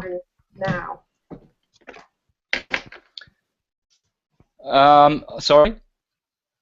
Never mind. It's kind of a weird question. I was just wondering, do people, are they born there, or are these like higher beings that live there? Gee, I'm not sure, sister. I know that they live a better life than we do, and they are deserving of being there. And the reason why we are here is there's a good reason. I know not what the reason is. Maybe it's a punishment, a lesson, or maybe we did it to ourselves for a certain reason, to learn certain things, to grow. This is probably a harsh place of growing, where the sun goes from tropic to tropic, giving us harsh seasons and good good cheer and goodwill, but it's doing this. It's vibrating. The sun's going from Cancer to Capricorn, from the goat to the crab, and as it does that, we get confused as we go through the seasons. In the Garden of Eden, there are no seasons as such. There are 4 seasons, but they're one. They're 4 in 1, and so it's the golden age there always. And I guess we can deserve to go there if we, stop this slave trade and people trafficking that we're doing, which comes from the Venetians, the Phoenicians, the Canaanites. The Canaanites have taken over the world, and they've struck a deal with the Subterraneans, your aliens, your so-called helpers, the Draconians and the Reptilians and the Anunnaki and so forth. They've struck a deal with these powerful families, and mostly those families are the families we hear a lot about: the Guelphs, the Ghibellines, the Contis, the Viscontis, Aldobrandini, Friscobaldi, Saxe-Coburg-Gotha, Hanover, Oppenheimer, Habsburgs, Bush, Rockefeller, Rothschild. They're all one black nobility mixture of Khazarians and Venetians. And Hyksos from Egypt, the people who conquered Egypt. Everything went wrong in the 19th dynasty. In the 17th dynasty, before the 18th. And so everything after the 18th dynasty was just a mishmash of corruption and good. It was a mixture. And that's when the Babylonian period occurred, in which everything from transcendental science became a material science. And then the Greeks did the same. They had Pythagoras and Socrates and Plato, and then they deteriorated into Aristotle and all the other monkeys with their material speculations, And so this is why Europe is Aristotelian. They're not Neoplatonic. They shut down the Neoplatonic schools. Justinian did that in the 6th century. His wife also took reincarnation out of the Bible, and he also changed the laws. This is where all this maritime law goes back to Justinian. He did three three terrible things to the world. Shut down the Neoplatonic Transcendental School, Hermetic, Neoplatonist. His wife removed reincarnation from the Bible, the doctrine of reincarnation, and they introduced glossa. Glossa is an all caps capita diminutia maxima name, which is a dead person, which brings you into the law of admiralty, the law of the high seas, the law of dead persons. So not only did he do those three things, he did many, many other things, Justinian, and he was the worst emperor of all of them, worse than Constantine, worse than Nero, worse than Domitian. Diocletian was good. Julian was a great emperor. So was Marcus Aurelius and Antonius Pius and all of the Antonines, Hadrian, Trajan, and all of the 7 good emperors after all of the terrible Caesars. So there have been good emperors, but most of them have allowed Aristotelian materialism to flourish, and the spiritualist transcendental school of the Platonists and Pythagoreans, vegetarians. So the vegetarians were shut down, the true school, and the meat eaters, the materialists, were, supported by Rome because they're killers. Killing, murdering animals, murdering people is the order of the day. Wow. So I feel so blessed right now, just learning this information firsthand. No, it was great. I have chills from this. Yeah. Who are the good guys? I'll show you who the good guys are. Here's one of my favorite Neoplatonists. This was about 100 years before Justinian. Salustius, concerning the gods and the universe. Sallust, they call him. Yeah. So let's have a look. Can I read a bit of this? Yeah. Sure. You got time? You got all the time in the world. You know, people that are trying to make this world worse are not taking days off, so I don't either. I have all the time. So let me just find a good piece. I could read from anywhere here, but just okay. Let's talk about the first cause. Since Ma said that we should call the creator the first cause, I agree. That's what Sallust, who was pretty much. What else have I got here? I just want to show you a few others. Oh yeah, okay. Here's a goodie. Macrobius. This is another book that should be read. Oh, yeah, Commentary. Yeah. I saw you with that one before. Okay, these are Neoplatonists. There was about a good 8 or 9 of them, and they are Ammonius Saccas, Plotinus, Porphyry, Proclus, Iamblichus, Salustius, Macrobius, Boethius, Hypatia. Hypatia was killed by the Romans, by Theodosius. The Alexandrian library was destroyed. That was all Neoplatonic. It was all Neoplatonic, man. So let's have a read of that then, shall we?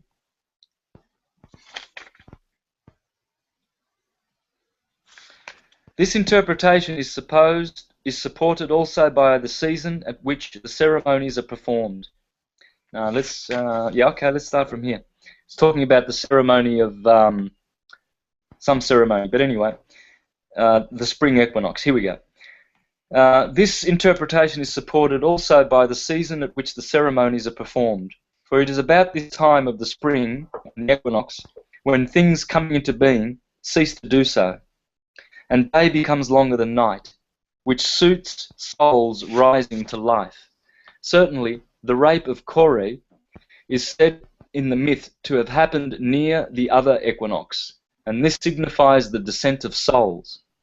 To us who have spoken thus concerning myths, may the gods themselves and the spirits of those who wrote the myths be kind. Next, the learner should know the first cause, and the classes of the gods subordinated to it, and the nature of the universe, the essential characters of mind and soul, providence too, and fate and chance, virtue and vice, and should see the good and evil constitutions arising from them, and whence it was that evils came into the universe. Each of these topics requires many long discussions, but there is perhaps no reason why we should not treat them here in a summary way to prevent readers from being completely ignorant of them. The first cause must be 1, since the unit is superior to all other numbers, and surpasses all other things in power and goodness. For which reason all things must partake of it. Because of its power, nothing else will bar it, and by reason of its goodness, it will not keep itself aloof. For if the first cause was soul, everything would be emanated by soul. If intelligence, everything would be intellectual. If being, everything would share in being. Some, in fact, seeing that all things possess being, have thought that the first cause was being. This would be correct if things that were in being only and were not good. If, however, things that are by reason of their goodness and share in the good, then what is first must be higher than being and, in fact, good. A very clear indication of this is that fine souls, for the sake of the good, despise being. When they are willing to face danger for country or friends or virtue. After this unspeakable power comes the order of the gods.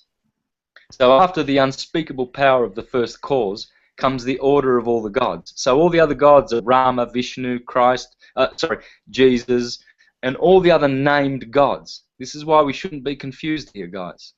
There's only one creator, cause, source, and then all the other gods are expansions of that one. Of the gods, some are mundane, some are supermundane. By mundane, I mean the gods who make the universe. Of the supermundane, some make the essences of the gods, some the intelligence, some the souls. They are therefore divided into 3 orders, all of which may be found in treatises on these matters. Of the mundane, some cause the universe to exist, others animate it, others harmonize it out of its varied components, others guard it when so harmonized. So we've got some that make it exist, some that animate it, some that harmonize it, and some that guard it.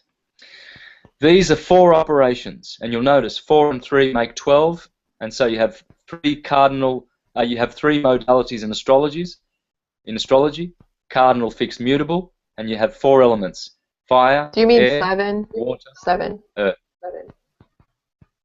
You said 12, but you mean 7, right? No. 4 and 3. 12, 4 times 3 4 is times 12. 3. Oh, okay. Yeah, so you have 3 modalities, cardinal, fixed, mutable, and you have 4 elements: fire, air, water, earth. And so these are the gods. These are 4 operations, and each has a beginning, a middle, and an end. Well, that's cardinal, fixed, mutable. The creators, and their superintendents, therefore, must be 12 in number. The creators of the universe are Zeus, Jupiter, Poseidon, Neptune, and Hephaestus. The animators, Demeter, Hera, and Artemis. The harmonizers, Apollo, Aphrodite, and Hermes. And the guardians, Hestia, Athena, and Ares, god of war. Hints of these functions may be seen in their images. Apollo strings a lyre. Athena is armed, and Aphrodite is naked, because harmony causes beauty, and beauty in things seen is not concealed. While these gods possess the universe in a primary way, the other gods must be supposed to be contained in them, as for instance Dionysius in Zeus, Asclepius in Apollo, and the Graces in Aphrodite. Further, we can see their spheres: earth as Hestia's, water as Poseidon's, air as Hera's, fire as that of Hephaestus, Hephaestus. The 6 spheres, those higher, belonging to the gods to whom they are usually assigned. For we must regard Apollo and Artemis as sun and moon. There you go. Apollo is the sun. Artemis is the moon. Krishna is the sun. Radharani is the moon. Everything goes back to the sun and the moon. Everything. That's why it's Apollo that went to the moon. Yeah, it's an apple. That didn't go to the moon. Exactly, brother. Apollo is the apple. We live in an apple. Have you heard of the Big Apple? Yeah. Yes. Sure. New York City. Not far. Yeah, it's big. It's bigger than New York. It's the dome above our heads. That's the apple of Apollo, the sun. We must give the sphere of Kronos to Demeter, and the ether again to Athena. Well, Athena, ether, Athena, ether. Does it sound the same? Yes, it does. While the firmament, wait a minute, what did I say? Firmament. What? The firmament? Firmament. Oh boy. How about this, eh? Firmament. While the firmament is common to all of them. Yeah, because when they turn around up there, the firmament belongs to all of us, that apple of Apollo. So in this manner have the orders and powers and spheres of the 12 gods been set forth and hymned. Oh yeah, we sing hymns to those gods. The universe itself must be imperishable and uncreated. Imperishable because if it perishes, God must necessarily make either a better or a worse or the same or disorder. If he made a worse, then he is bad. If he makes what is worse from what is better, if he made a better, he must have been deficient in power not to have made the better thing in the first place. If the same, that will be a purposeless creation. If disorder, why? That will not bear hearing. That is uncreated, even that I have said suffices to show. That it is uncreated, even what I have said suffices to show, because if it does not perish, neither did it come into being, since whatever comes into being perishes, coupled with the fact that since the universe exists because of God's goodness, it follows that God is ever good and the universe ever exists, as light accompanies the existence of sun and fire, and shadow that of body.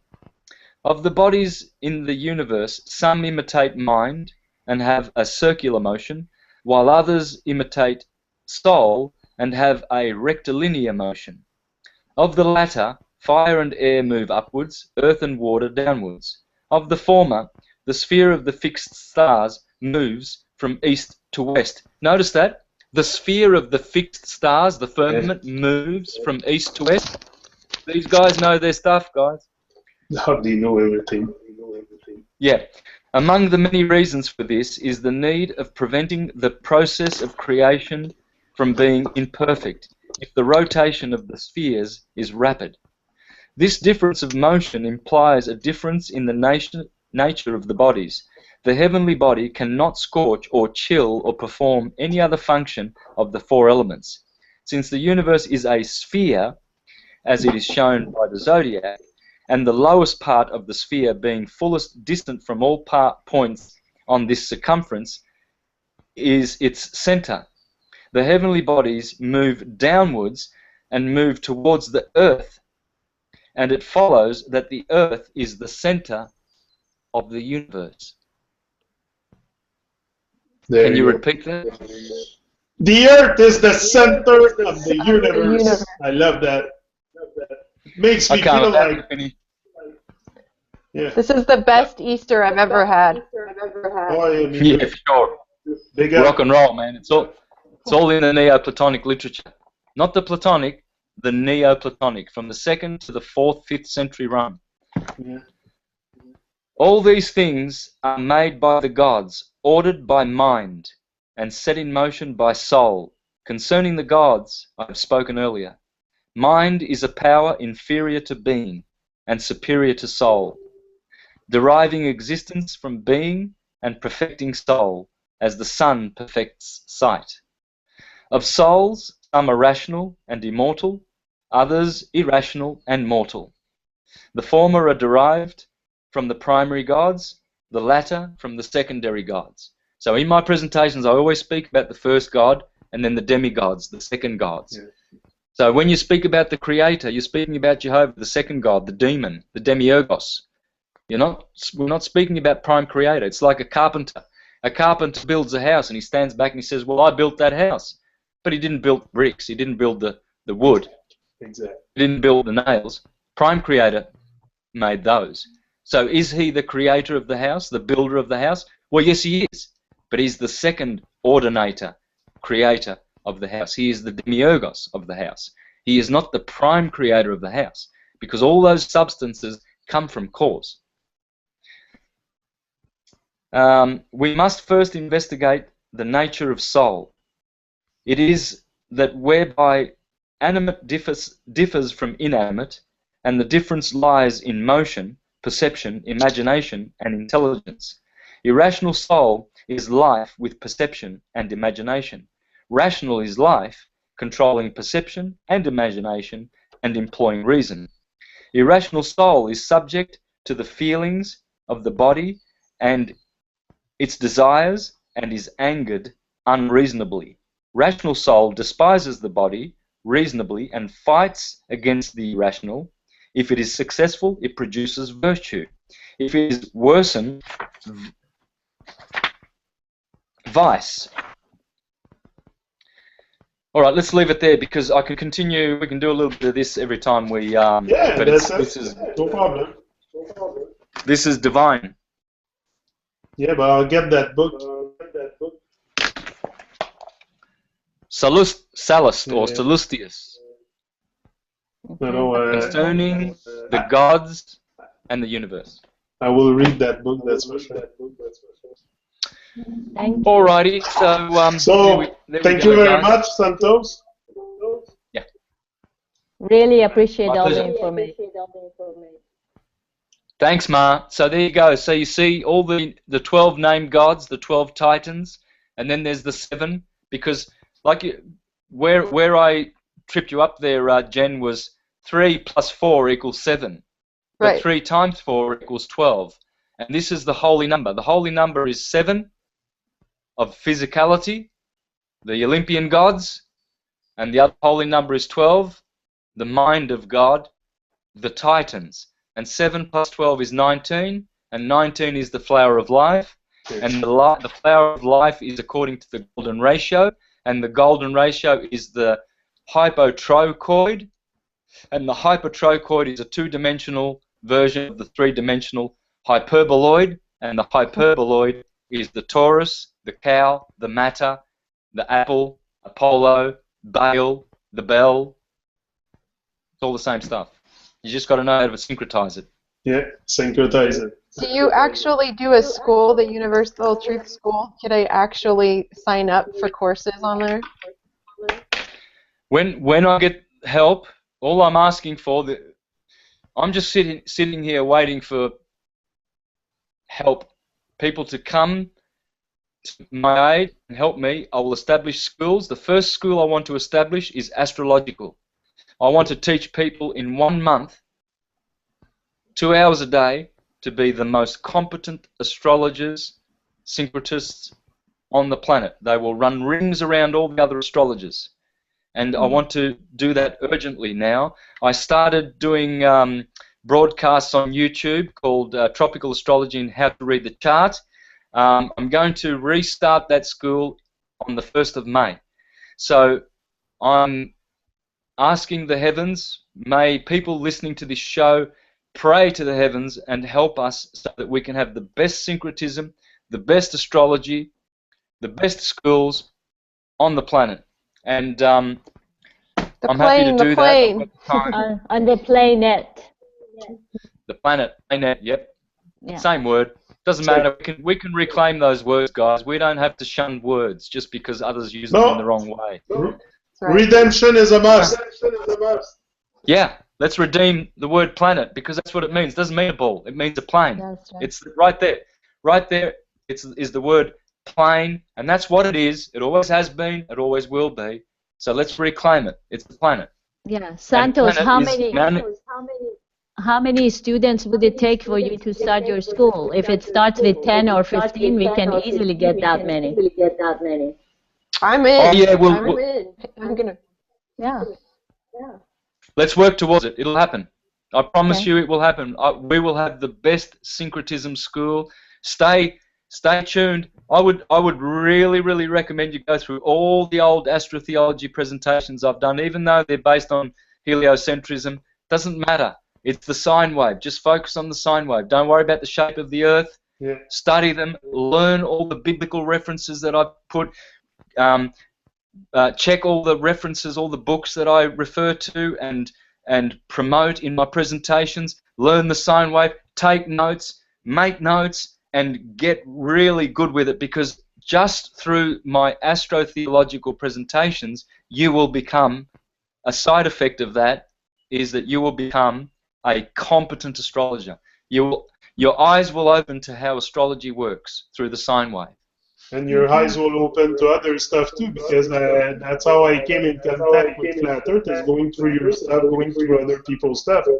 And no, it's just all linked together, so it's a give thanks for life, my brother. I'm happy to have you here. Share the vibes with us, and we'll get together again sometime. We keep in touch anyway. We're always connected. Yeah, brother, look, I'm happy to hop on here with you once a week, regularly, whenever. Just call me up, because the more syncretism I do, I live for syncretism. So if I drop dead in the middle of when I drop dead, it'll be in the middle of syncretism. So no problems. That's great. That's great. So we keep in touch, and I'll get back to you soon, for sure. Thank you very much. Thank you. What's up? Thank you. Take care. Haribol. Jai Radhe. Bye. God bless. Okay. Oh, I love him so much. I am like so blessed right